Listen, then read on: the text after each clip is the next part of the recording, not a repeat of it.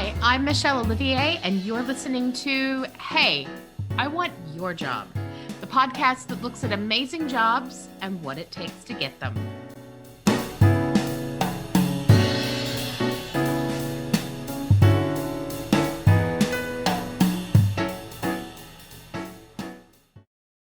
Welcome to Hey, I Want Your Job. And I feel sometimes like I have Jill's job. I don't. But many days it kind of feels that way. And her job definitely has a very big soft spot in my heart. So, Jill, what is your job title? I am an early childhood interventionist. I do a lot of intervening with early childhoods in this household, believe me.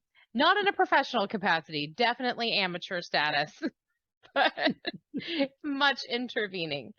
So, tell us a little bit about what does an early childhood interventionist act? What does that mean? What does that do? So, as an early childhood interventionist, I work as a part of a multidisciplinary team, including speech therapists, occupational therapists, early childhood teachers, and physical therapists and psychologists to do evaluations on infants and toddlers to determine whether or not they have a delay and are eligible for early intervention services. Once we do the evaluation, if they're eligible for services, then I work with parents and their toddlers in their home, providing them with tips, strategies, and education, all designed to help their toddlers with their development. So I'm going to back up and help the people who have not walked a mile or three in these steps. As a parent, one of the things that happens is that everybody tells you to go by what to expect, either like when you're expecting or in the first years or something analogous. And they all have these lovely lists of things your baby should be doing at these times. And they always have the disclaimers that say different babies develop at different times. It's okay if your child can't tick all of these boxes. They should just be able to tick some of them. This is an indicator, not hard and fast. And every parent I have ever known in my entire life, Jill, that shit is a scorecard. Yes. And your baby needs to be achieving at least 90%, or it is not an A grade baby. Yes. I myself am guilty. I just took my eldest, I took my baby to the doctor for his 4-year.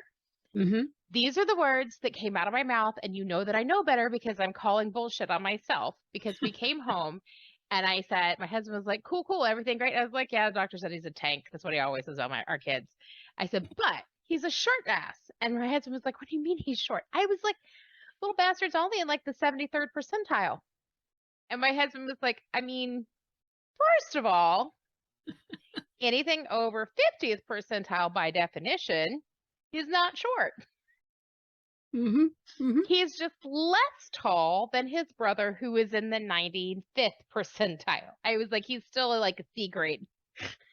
And isn't it funny why we do that? Because it doesn't even matter. As long as they're following the growth chart, it doesn't matter. He's perfectly healthy. But we always focus on that one thing that they're not doing instead of all the great things that they are doing. And my children, so like you're an early child. I think you will appreciate this story more than most. So when my kiddo was still 3, we were at a family birthday party for my goddaughter. And we were outside because COVID, and there was a spider, and my goddaughter's grandmother was there, and she looked at my son and she goes, oh, it's a spooky spider. Is it going to get you? And he looked at her and he went, spiders are arachnids. And while all of them are venomous, there's only 4 that are actually deadly to humans. I think I'll be okay. And turned and walked away. And she was like, and he's 3? And I was like, yes, is this not normal? This is how all 3-year-olds do, right? I've had 2 3-year-olds. 100% of my 3-year-olds would have said the exact same thing. Obviously, this is normal. I got to share. So when my son was like 2, we were sitting there, and our process was, he played with his trains and whatever. We watched the nightly news, and way back when, I mean, he's 24 now. And my husband and I were sitting there watching the news, and he's playing with his trains as normal. And all of a sudden he said, where's Tom Brokaw? And we were like, what?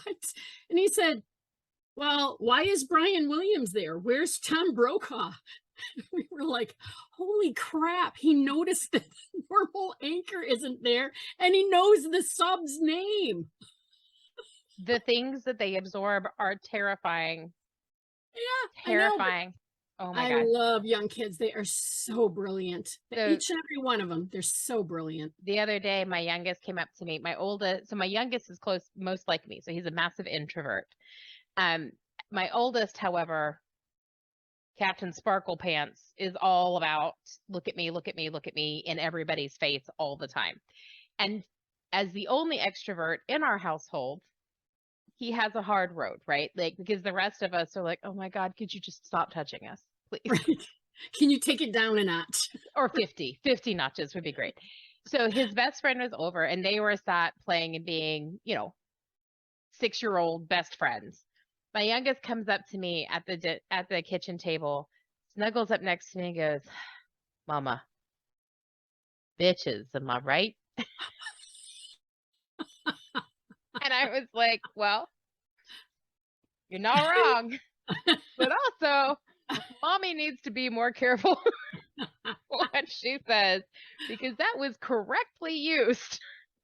I one of my primary things that I do in my job is I'm working on language, because that's probably the biggest area of need that most toddlers that we find.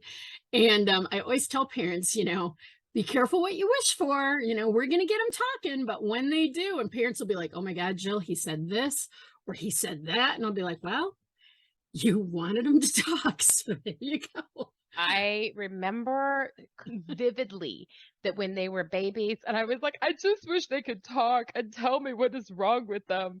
Yeah. And my friends that have older children were like, no, you do not. Enjoy the silence. Yes, the crying is bad, but the talking is so much worse.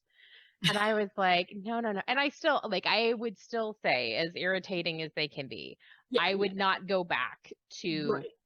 they have a need and I don't know how to fill it. Like, I think that is very stressful for any parent. Oh, Now absolutely. they tell me exactly what's wrong. The biggest issue now is the lying. Oh, my tummy hurts. Does it? What do you think would make it better? Ice cream, Mama. My tummy hurts because it needs ice cream. Your tummy hurts because you're a liar face. Go to bed. Is that lying or is that manipulation? I am not sure. My tummy hurts sometimes when it wants ice cream. They are very good at manipulation. They have mastered it. The little one has discovered that he can immediately solicit positive response from any adult by saying, I love you. And so he now wields that phrase like a weapon. Oh, Mommy looks cranky. I need something. Mommy, I love you, Mommy. I love you so much. I know this is what I'm saying. They're so brilliant. It's like when they come out that there's already a little gene in there somewhere that's a manipulation gene. Like, I mean, I've just seen so many kids over the years where they're doing something naughty and the parent looks at them like, get off that table. You shouldn't be standing up there. And the little one looks at him and does a big smile like, but I'm cute. And then the parent's like, okay. They're so good at it. I mean, at 18 months, I've seen kids do this. It's crazy how brilliant they are. Well, I think it makes sense though, right? From a developmental perspective, because being able to manipulate and get the adult creatures around you to do what you want is how you keep fed, right? Like, well, yeah, and this is actually like a big component of what I talk about with parents. That 93% of communication is tone of voice and body language. Only 7% is actually our vocabulary. And that's why sometimes a lot of toddlers get stuck, is they're so adept at figuring out how to get their needs met without words that they're like, well, why should I have to do anything more than that? I throw my cup at you, you pick it up and you go get me more milk. So why should I have to tell you I want milk? It has been fascinating as a mom to see that, because my kids, as you could tell from my example, are highly verbal. We have no issue with verbal development, but my kids also, I abhor baby talk. I don't even do baby talk to babies. I do like the lilting, like, oh, I'm so happy to see you voice. But the words that I use are the same words that I would use with anybody else. Which is what So, you should do, people, just so you know. so I have been commended by pediatricians for this, but it's really just because I'm not particularly maternal. So I don't get all googly about babies. I'm like, they mostly leak things that I have to wipe. Like, that's not a win for me. They're not very useful. They don't even make good paperweights. Like, they're too wiggly. They're great until they start moving around. When you walk out of the room and No, you come back and they're not where they were, and then you're like, oh, this is turning into work. no. See, I think even before that, I felt lied to, Jill. Like, I don't know if you've seen, there's a fantastic comedy special called Baby Cobra. And the comedian's name is escaping me from it, which is awful because she's one of my favorites. But she's talking about how, like, when she was pregnant, they told her, oh, when you're, it's Ali Wong is her name. Oh, Name. right. Okay. Yeah. So Ali Wong, this whole thing about, she's like, when you're pregnant, they tell you, oh, breastfeeding, it's so natural and beautiful and you connect with your child.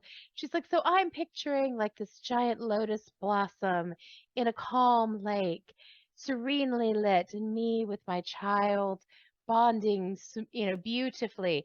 What you get instead is a rabid piranha. And that is my children are both of the rabid piranha varietal. It sucked from day one. No pun intended. Like, yeah, at no point, if I knew them what I knew now, I would still be a mom. I wouldn't change them for the world, but I would probably have gone in with a lot fewer expectations. Yeah, and I think that's a really important point, what you're bringing up there, because, and I'm glad that moms are talking about that more, because I know when I had my first, I thought it was going to be the exact same thing, like this moment, and I was going to be glowing, and I'd look like I had my makeup on after delivery, and all the pictures you see of everybody that look beautiful. Well, I was induced. I had a C-section. I was a hot mess. My husband kept saying, take him. You need to bond with the baby. Take him. And I'd had Pitocin. My arms were shaking. I'm like, just have them put him in the nursery. I can't do this right now. My body is overwhelmed. And when we got home, there were people in our house. I just wanted to come home to a quiet house with a baby that I didn't know anything of what to do with. And it was just the first month to 2 months for me were really, really challenging because I just didn't know what the hell I was doing. And it wasn't the experience that it looked like on TV and that everybody else was apparently having. And in some way, I thought that made me a horrible mom already. I totally. And for me, I grew up around babies, as many women do, right? Mhm. Like when we are the babysitters, we're the ones that get shown how to change nephews and cousins' diapers and that kind of stuff, right? I have a whole other soapbox about that in little boys. But my husband, stereotypically, did not grow up around babies. So our baby was his first baby to whose butt he wiped, etc. And for our first kid, continuously, he was coming to me and being like, should I do this? It's your fucking baby. You're just as much to blame as I am. If you think he needs bouncing, go bounce him. Why are you asking permission? That's funny because now mine would say to me, why is he doing that? And I was not around babies. The kids that I babysat and grew up with, they were older. So I was not very comfortable with infants to begin with. But he would come to me and he'd be like, well, why is he crying? And why does he do this? And it's like, I wasn't an interventionist at the time when I had my son. I worked in a prison. Oh, right? So I didn't know anything about anything. And I'd be like, I don't know. And he'd be like, well, what do you mean you don't know? And I'm like, he's my first two. I don't know. There isn't like a switch that flips where all of a sudden all of this maternal knowledge and understanding, like my Dr. Spock book, I was like, with the pages like this, I had them all earmarked. I had no idea what I was doing, which again made me feel like I was a horrible mom because I didn't know when I should have known. I have literally screamed at my husband more than once. I don't fucking know. You cut the cord. You know I am no longer attached to this creature. Right. And they don't really talk about that kind of stuff so much anymore, do they? They don't. And I think that it's not like the what now piece and the creating balance, right? Because we are doing a better job, I think, about talking about the fact that partners have to step up as much as Mhm. whoever carried the child. Mhm. But what we're not doing is telling them what that looks like Right. or giving them the tools to create some confidence Mhm. in that, you know? Like that's huge. And I totally get, the first time when we went to so you're going to be a parent class and they tried to teach us how to swaddle, my husband shot the baby across the room 3 times. Like he hit a pregnant woman with the plastic baby trying to swaddle it. So when it came to our baby, he was Oh, terrified to sure. swaddle it. My husband is huge. So Yeah. it's one of those giant mountain of human versus tiny, tiny baby. And so, I get all of that, but we don't have a lot in place for helping the dads and helping them understand. I know your blog is the mentor mom blog, but Mhm. how much of a resource are you for dads and how much do you find that dads come and want to know as well? I will say that I'm always very cognizant with everything that I'm writing to not make it moms this, moms that, moms this, because it is a resource for all parents. And I would say that there's a large proportion of dads. I get frequent messages from them with questions about development. So I try to really make sure that everything that I'm writing or putting out there is very just, it's for parents, regardless of whether that is a mom, a dad, two dads, two moms, it doesn't really matter. The developmental information and the things that we do are the same, regardless of what the family dynamic looks like. So there, I mean, there are so many times and places and things that as a mom of a young human that you just wish you could phone a friend. And Right. when you do phone an actual friend, then there's guilt around are they going to think that I'm a terrible mom? I quit caring about that early on. But it's for me, but I know one of the big things that I was not prepared for, and I was a fairly educated mom, and I was a geriatric pregnancy. So I had watched all of my friends go through all of this. Right. And I knew that postpartum was a thing. I knew that most moms, by a wide margin, most moms experience one way. I was totally unprepared for it not looking like what I thought it was going to look like. Hmm. I never felt depressed. I never felt like I wanted my baby to be gone. I mean, that's not true. There were moments where I was like, I just need to sleep. Somebody please hold this child for Right. 15 minutes. My postpartum with the first one entirely manifested as an absolute overwhelming terror about SIDS. Mm. I was convinced that my baby was going to die in its sleep because Native American is the highest percentage you can get. And I was like, this poor little bastard is 25% dead already. I mean, which is not for the record how any of that works, but that Right. was what mine manifested as. And and I was not prepared for how long it lasted. It was not, when he turned 2, I remember I broke down sobbing because I was like, oh my God, he's safe. My doctor was like, I mean, you should have just told me that that was a thing because based on his size and weight, you were good a year ago. Right. You're fine. But I was terrified that whole time. And I think that we don't talk about the fact that we think of postpartum is infancy and it carries on into those really early development years. How do you help moms and families engage with that discussion? You know, it just kind of depends on the family and what's going on. I will say that in my experience, and I've been doing this over 20 years, that I haven't, by the time I get into the home, I haven't had but a handful of families where that's really an issue as far as like postpartum. I do I'm a see. circus freak. Check. Okay, carry on. No. I'm just saying it's real. It is. I'm not diminishing that. I'm not trying to say that. I'm just saying that I think that maybe by the time, a lot of times when we're getting started with a family, a lot of times the child is closer to 2. Mm-hmm. So some of those things have already been resolved for families that have already sought out for help. We just kind of have a whole different thing sometimes that we're working on, the anxiety of, will my child be able to do this? Is my child going to be able to be in a normal school environment? You know, the whole kind of unknown about having a child with a delay.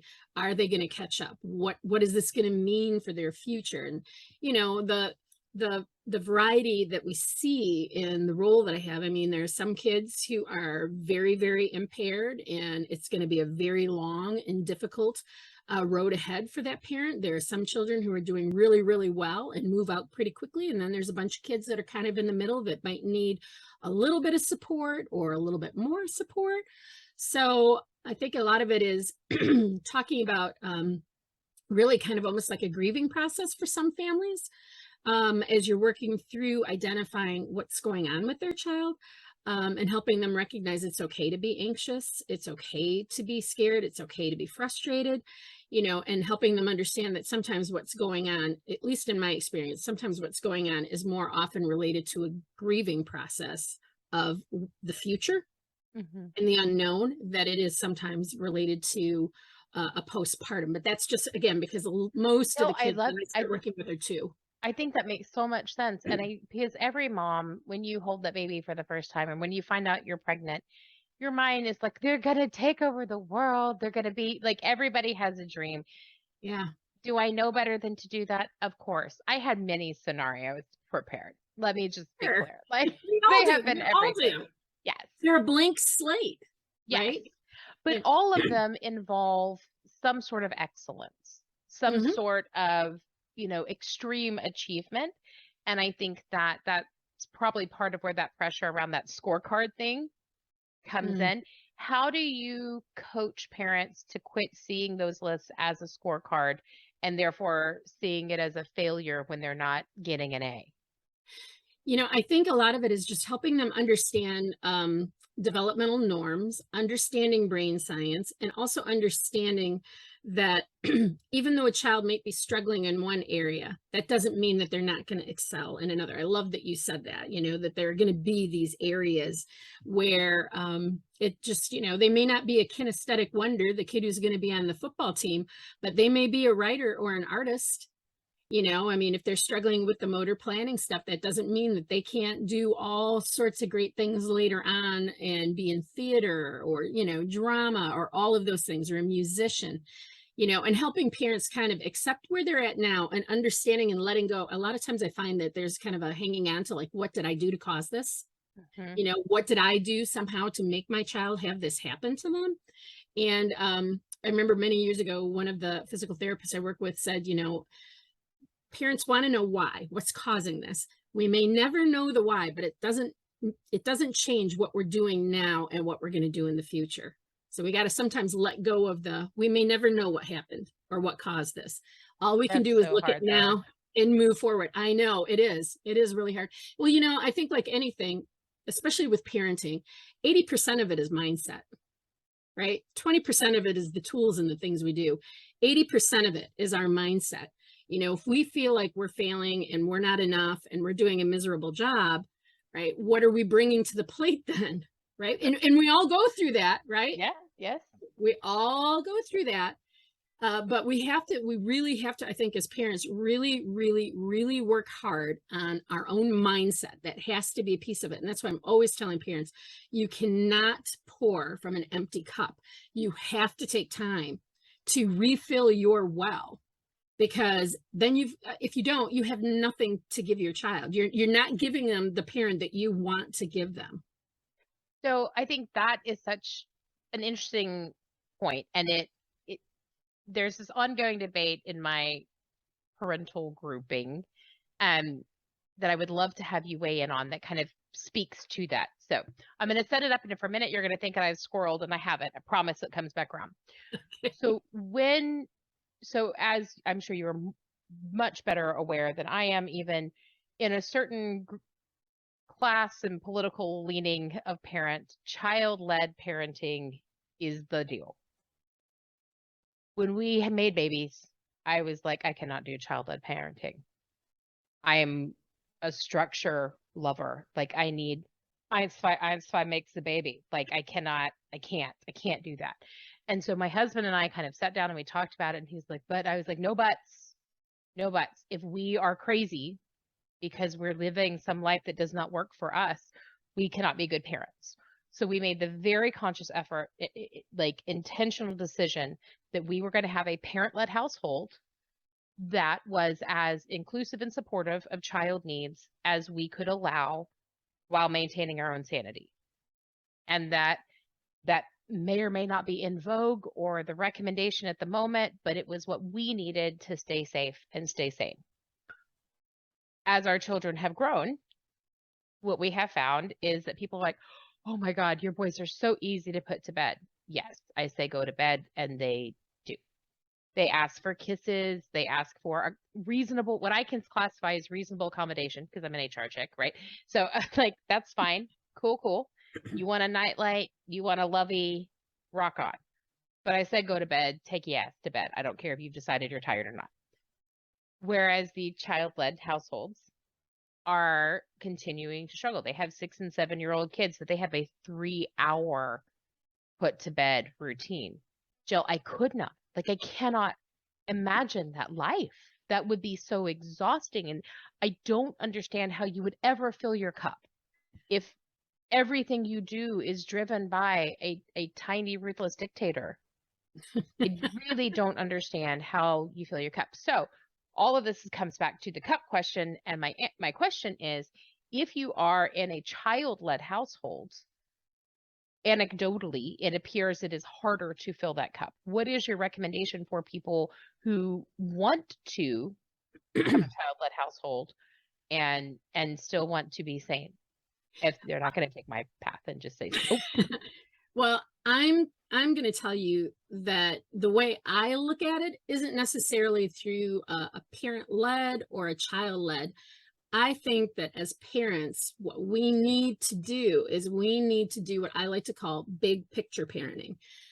Everything that our children are doing and experiencing, especially in those early years, shapes and forms. I mean, their brain is 85% adult size by the age of 3 with all of the learning that's taking place. And one of the things that I really work with parents on is understanding how what you're doing now impacts later on, and what do you want for later on. It's just ironic. I was just in the middle of writing a blog post on chores, because I hear from a lot of parents, I don't want my child to have chores. I don't want my little ones to have to do chores. And I'm talking about the benefits of chores. Like I remember when my kids were little, I thought to myself, I do not want to be making lunches for my kids when they're teenagers. Now, some parents like making lunches for their kids. Good for you. I hate making lunches, because I make a lunch and it comes home and they didn't eat anything out of the damn lunch because it wasn't what they wanted. So I knew I want my kids to pack their own lunch from an early age. So we worked on that. When they went to preschool, we set up a little snack area so that they could pick which snack they wanted, and they can only have certain snacks from certain areas. So we're not grabbing all of the containers of goldfish. That can't be your only snack today. You can have one from this, you can have a fruit, you can have this, you can have that. And so I've always looked at everything that I've been doing with my kids as, how is this going to translate to when they're in school? How is this going to translate to them when they're a teenager? How is this going to translate into their skills and their abilities when they're an adult? And I think that that is a balance of having structure and reasonable expectations in your home, right? And sometimes we can't have what we want, and we have to accept that. And I think that that's, having done this for almost 25 years, I'm going to tell you that is probably one of the biggest struggles I see with parents nowadays, is they just struggle to let their children struggle, because they feel like it's being a bad parent. If their child struggles, it makes them feel uncomfortable when their children are unhappy or sad or frustrated. And I want to be clear, it's not because these parents don't love their children with every fiber of their soul. But what I'm finding over the last 25 years is parents have fewer and fewer and fewer tools in their toolbox. And they go online to try to find those answers, and they're all over the place. You know, you got to talk to them in this way when they're 2-year-old. Well, you hurt mommy when you hit her in the face. That's not a nice thing to do. Blah, blah, blah, blah, blah, blah, blah, blah, blah, blah, blah. And the 2-year-old's looking at mom like, I don't understand a damn thing you're saying to me, but you're still talking to me. So let me hit you again. You know, so I think it's just about thinking about the big picture. Like, you know, I was just in a house a couple of weeks ago where the little guy, his lunch or his breakfast lasts 3 hours. His food is out on his plate. Yeah, the look on your face. What? He can nibble and graze for 2 to 3 hours. Oh, no, no, no. We have a It- timer at our yeah, table. right. And you know, Because they but you have that see, at school as well. And like thank they you. if they sit around and faff for 3 hours at home and then they get schooled and they're like, oh mommy, my tummy. No, no, no, no, no, no. There is a schedule. But see, this is the thing though, right? Like a lot of parents don't realize that by the time they get to kindergarten, your child has about 15 minutes to eat their lunch. 15 minutes. They don't have an hour like I did growing up, an hour to eat. And of course you ate in 5 minutes so you could go play out on the playground for the other 55. They don't have that. So it's like, if you want your child to eat, then they need to learn that when the food is put in front of me, it's there for a certain period of time. If I'm not hungry and I don't like it and I don't want to eat, I can get up and go, but the food goes away and it doesn't come back until later. Again, thinking about the big picture, when they're 3 and they're at preschool, if they get up from the snack table and go over, decide to play blocks and they come back, guess what? The food is gone. And the teacher's going, you got up. So I thought you were all done, but I wasn't. Well, it's gone now. And that's how they learn to make better choices. And I really think that there are some wonderful things about keeping your kid home and raising them yourself. But I will say that putting them in preschool at an early age sure makes a lot of that shit easier, Jill, because they have that structure like Monday through Friday, right? You don't have to toe that line. Somebody else is towing it for you. And I know, like, for me, one of the best, most liberating pieces of advice my doctor ever gave us was quit work, because we were like, well, how much protein do they need at this? And he was like, stop. You are so overthinking this. They need so much less protein than you think they do. He was like, just feed them healthy food. Yeah. It will be fine. If there is a problem, we will catch it long before it is a problem. And so we have every dinner, we have healthy main, we have whatever we're cooking, chicken and broccoli or what have you. And then we have 4 types of varieties of fresh fruit and veg on the table. It's in a Nightmare Before Christmas themed spinner. They love it for what that's worth. But like, and that's it, right? And they can have anything on the table in as much or little of a proportion as they want. There is none of the stuff that I had as a kid, which is we've made your plate and we have have tos and want tos, and you have to, like, we have, if they want to have a dessert. So if they want a treat after dinner, then we do have certain parameters that you have to try everything, etc. But otherwise, the food is on the table. I'm not going to tell you what to eat. I love that you're doing that. That is one of my biggest tips for parents, because meal times is one of the biggest areas of frustration that families have. And it's because, you know, young kids in particular, they're really usually very good about breakfast because they like those breakfast foods and eggs and toast and waffles and cereal and oatmeal. Lunchtime, well, when we're making lunch for our little ones, what is it? It's usually stuff that they want. We're not having steak and chicken and broccoli at lunch. So usually lunch goes very, very smoothly as well, because we're making chicken nuggets or some macaroni and cheese and some yogurt. It's dinner. Right? It's dinner. It's when we as parents want to sit at the table and enjoy a meal with our loved ones and with our child, and the kids are going, I don't like any of this stuff. And I always tell parents, if you want your child to sit at the table with you at dinner time, and you've got a picky eater, which almost all young kids are, they go through all of those phases, you need to make sure you have at least one thing at that table every meal that you know your child will like, whether it's applesauce or yogurt or fruit whatever. Now, am I going to eat fruit with the dinner? Probably not. But if my child is sitting at the table and has some fruit and participates in this family routine and they eat that banana or some apple slices and they're like, well, I'm all done, you may feel free to go. I'm not going to make a kid sit at the table for the sake of sitting at a table and make my remaining meal with my significant other or family members miserable because I got a kid screaming because they want to get down. We have way too many power struggles at mealtime. Kids, young kids in particular, know what they need. Their bodies know what they need. They know when they've had enough, and there are going to be days where they're hungry and there are going to be days where they aren't.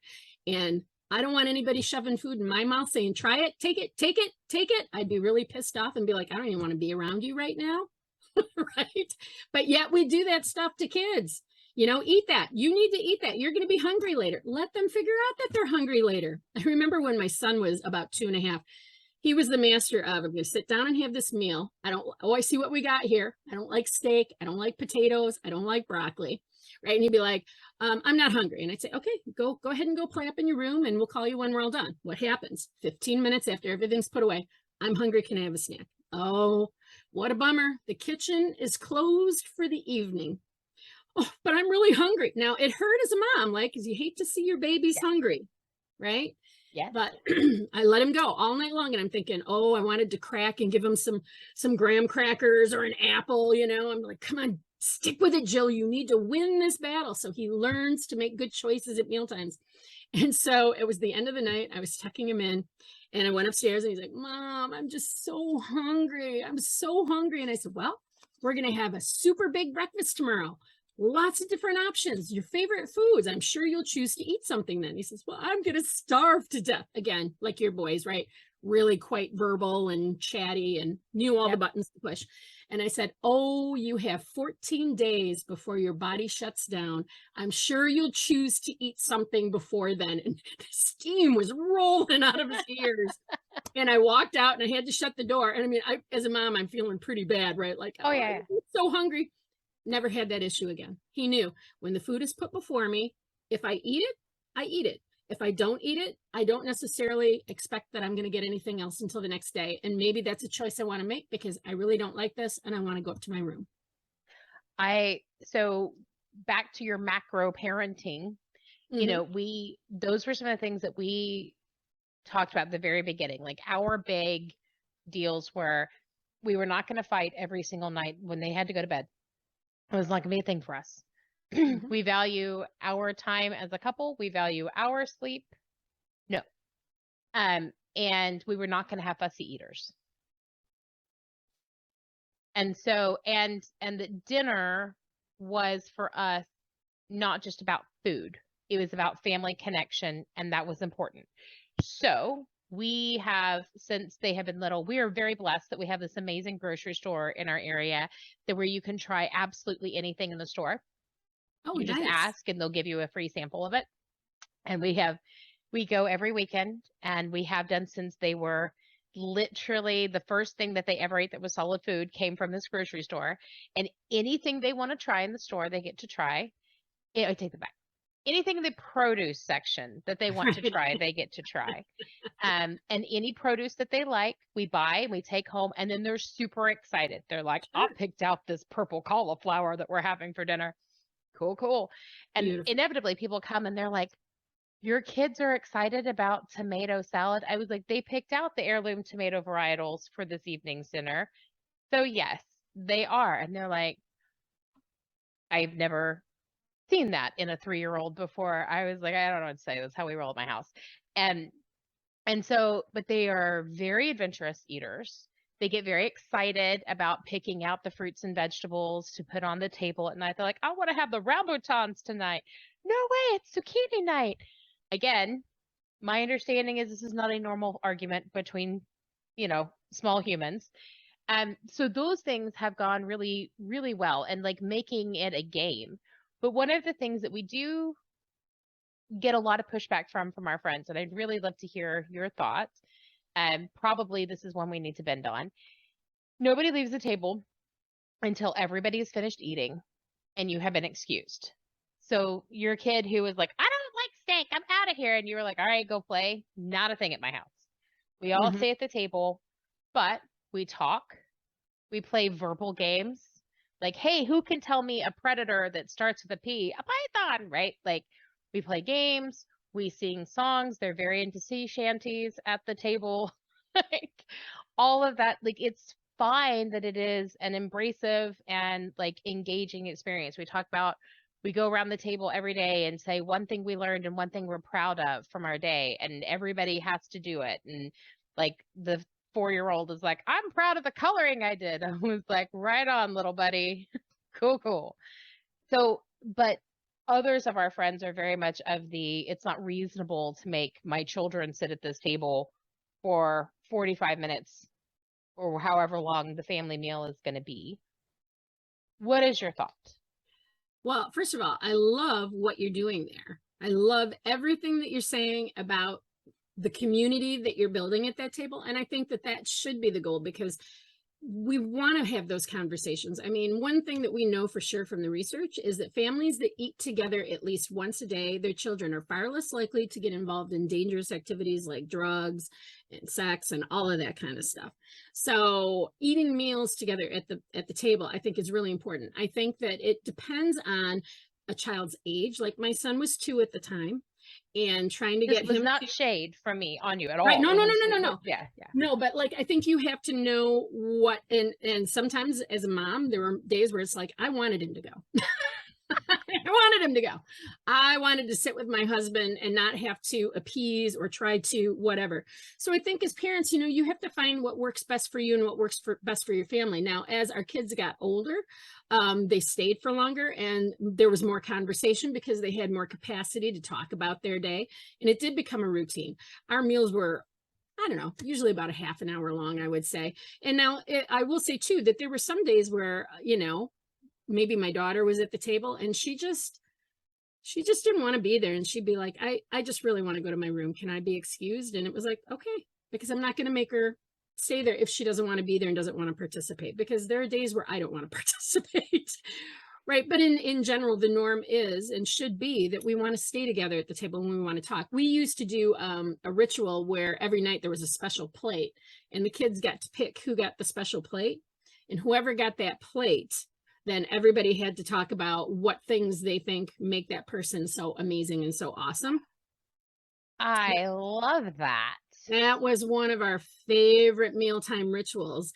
And, when you can incorporate rituals and things like that, like the conversations that you're doing, it makes that whole routine just so much more meaningful and memorable for the kids. And it was always interesting to me that, like, I'd be like, well, Nick, it's your turn to pick out who gets the plate.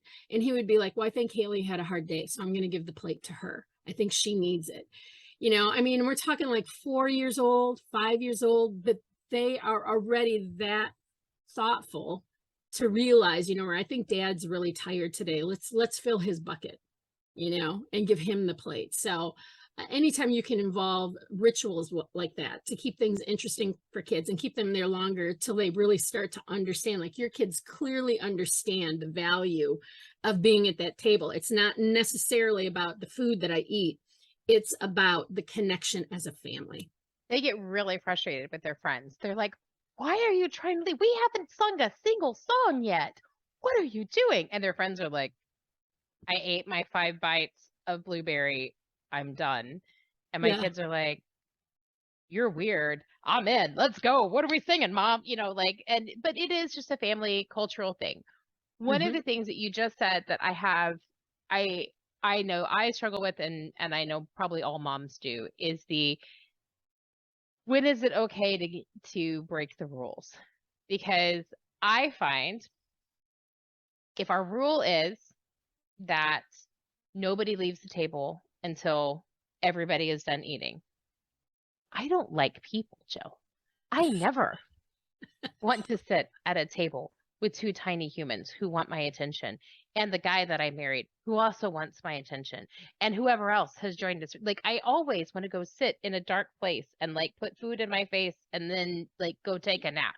That is always what I want to do. So you're like my spirit sister. People are like, why are you a social worker if you don't like people? I'm like, I get this all the time. You're so extroverted. No, I fake it well, very well.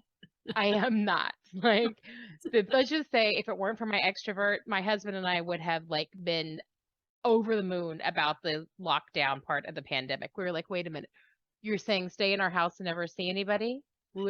Where's the drawback part? Because that sounds great.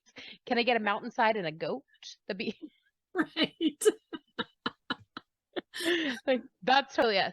But we find that the moment we let a single exception get made, now it's easy to make a second exception and a third and a fourth and a ninth. And so like, and we find we backslid and then we have to go back over here. I'm like, I know guys, mommy and daddy were naughty and they were breaking the rules and they were back to the rules over here. Like, what is a healthy amount of lenience without beating yourself up? Where do you find the balance there? Okay, so let me tell you a strategy that I used when my kids were little. We would give what we called a give, right? So they got so many of these for different routines. So there could be a give like, we fall into the trap. You take your kids to school to drop them off and they're like, oh, I forgot my lunch. Oh, I forgot my homework. Oh, I don't have my jacket. Well, I want them to learn you need to pack your shit and be ready for school the next day. I'm not going to keep running home to get stuff, right? So they would at the beginning of every school year get so many gives. I can't remember if it was like 2 or 3. So they got little tickets. So you get 3 gives over the course of the year where you can tell me, I need you to go home and get that. And I will, but that leaves you 2. And then you're down to 1. They never use their gives. They would say, oh, I forgot my lunch. I'd be like, oh, do you want to use a give? And they'd be like, no, I might need that later on in the year. Well, they always had gives at the end of the year. You could do the same kind of thing during a mealtime, like, once a month that, if you decide once during the month, during all of the many meals that we have, if it's just that one time that you're like, I'm not feeling it, or I'm tired, or I just prefer to be by myself right now, that you can use the give. Mom gets a give, dad gets a give, and every kid gets a give. And that's a nice way to put a boundary around something. And it also requires them to do some thinking and problem solving and decision making.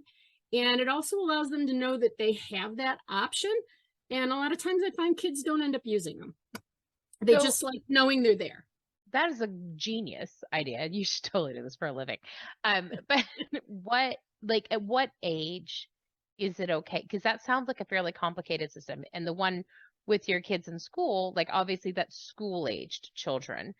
At what age is it developmentally, or sort of, are they able to understand and engage with that kind of a system? Now, we did it with my son when he was 3. Okay. He was able to understand it at 3. Now, I mean, you have to understand your child's, comprehension and understanding in communication, but that's why we use actual little tickets, little pieces of paper that got hung up on the fridge on a little clip. And those were the gives. So there was a visual reminder. We also did visual schedules and chore charts with our kids from the age of 3 and up. Because that helps them to understand the routines of what's going on during the day, as well as the things that they need to do. So I think that we did it when he was 3, and he knew. We had to do a lot of kind of coaching through some of it. Do you want to use that give today? You'll have 2 left. And he'd be like, no, I'm going to save it because I might forget my lunch one day. And it'd be more important for me to get my lunch than for you to go home and get my coat today, because it's not going to be that cold. But think of all the great thinking that's going on there. I love it. I am always surprised. And how do you help parents with this? Because so my sister and I could not be more opposite in very many ways. But she is, her degree is in early childhood development, and she's a elementary teacher. And so this is kind of her space.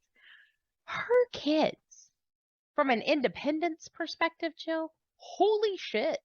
Like at 3, they gave themselves, she would just say, all right, dinner's over, bath and bed. And they would go run their own bath themselves, brush their teeth, put on their jams, come out, give her a kiss, and go put themselves to bed. And that was it.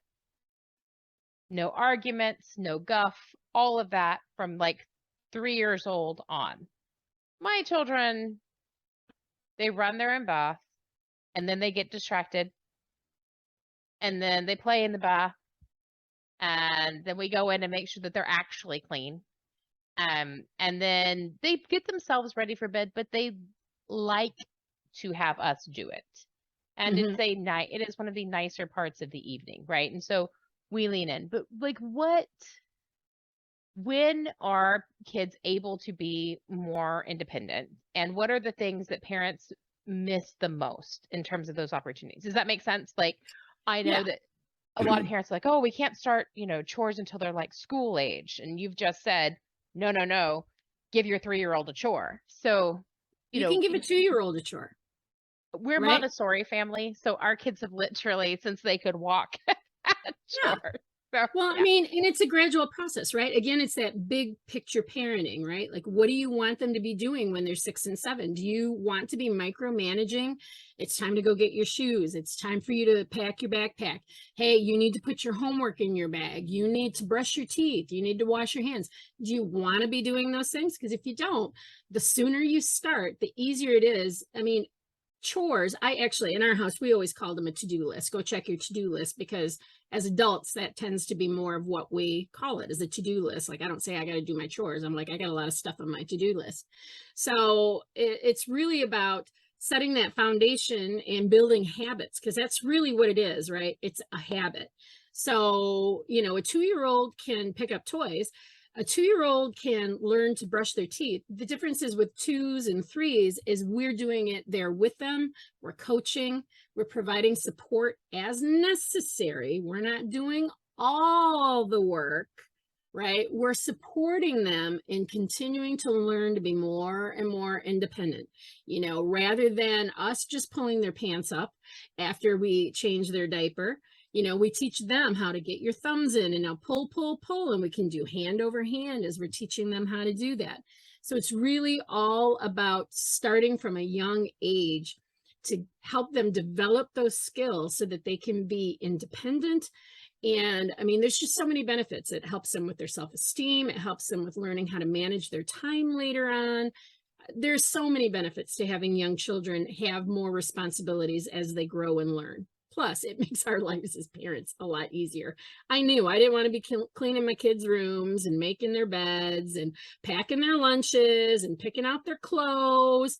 I thought the sooner they can do that stuff on their own, the more time we have as a family to sit around that table in the morning at breakfast and have conversations, because it's not going to be chaos getting out the door, because everybody knows what they need to do.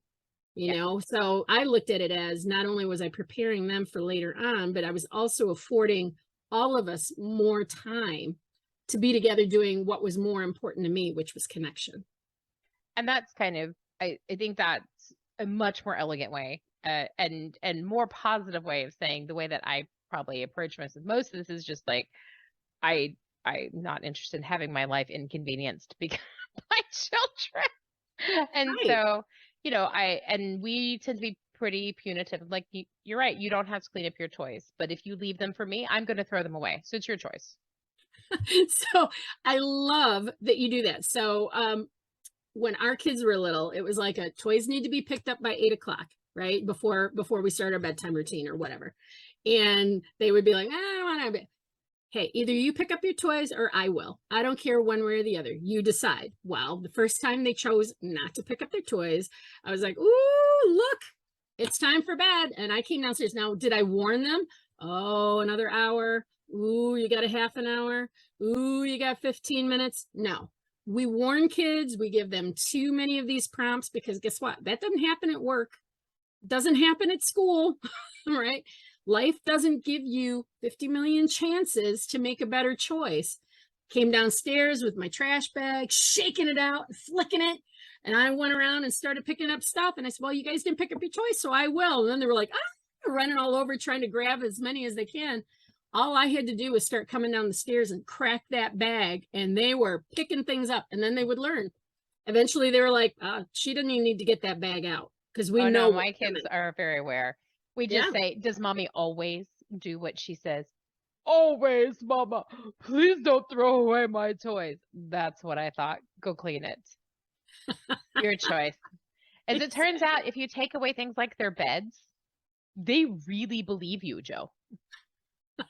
They wouldn't stop jumping off their beds, and like they were jumping and they were hurting themselves. And so we told them next time we take the beds, they did it again. We took the beds. They have mattresses on the floor. And we have said, if you continue to behave badly with those, we will take those away and you can sleep on a pallet on the floor. So this is my favorite saying, and it's from the Love and Logic program. And they say parents need to say what they mean what they say, and do what they say they're going to do. That's the part where it all falls apart. If you don't follow through and make your words goal, you teach your kids that they don't need to listen, that they don't need to do these things. And I'm always telling parents, I know it's a lot of hard work to, especially with young kids, because it's a lot of physical management, moving them around, moving their stuff around. But if you do the hard work early and they realize that you say what you mean what you say, and you do what you say you're going to do, when they're 6 and 7 and 8 and 15 and way bigger than you, when mom says, you're no fun to be around, you need to go up to your room and hang out, come on down when you can be sweet, she means it. I'm going to my room one way or the other. Right. Yeah. So I love hearing you say that. You are that parent that says what they means what they says, and does what they say they're going to do. My version is I do what I say and I own what I do. And so sometimes mommy does things that she's not proud of, and she owns that too. And so I've had to go and be like, hey man, mommy yelled at you and you didn't deserve that. And I'm really sorry. Also, you're a jerk. But that doesn't make it okay for mommy to yell at you. And they're like, it was so scary when you yelled. I know, but it was so annoying when you were a jerk. So I'm sorry I yelled, but can you be sorry for being a jerk? Good talk. I'm sorry I was a jerk. I was having a conversation with these other ladies, and they were talking about that their family has a do-over. So if there's a situation, they said they would go to their child and say, I need a do-over, because I didn't handle that well. And I want you to know that I'd like a do-over. So I want to tell you how I wanted it to say it, and the voice that I wanted to say it, and what I was meaning to say.